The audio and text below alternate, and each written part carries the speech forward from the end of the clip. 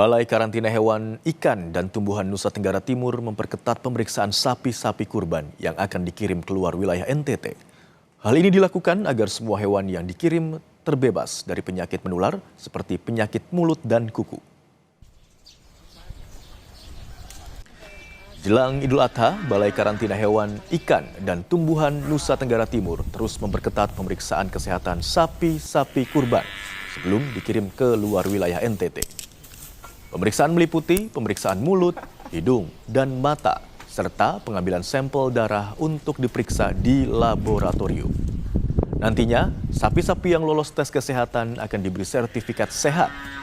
Pihak karantina memastikan seluruh sapi yang dikirim dari NTT telah mengantongi sertifikat sehat, terutama dari penyakit mulut dan kuku.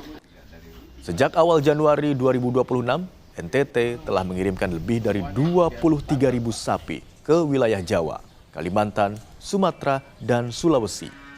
Sapi-sapi asal NTT diminati karena berbobot ideal dan kesehatan yang terjamin.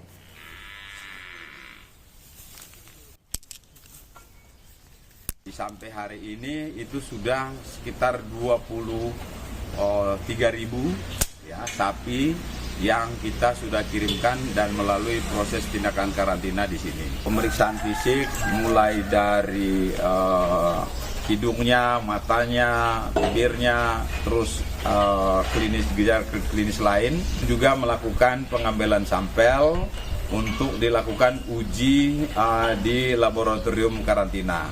Sampai saat ini NTT masih zona hijau PMK, penyakit mulut dan kuku.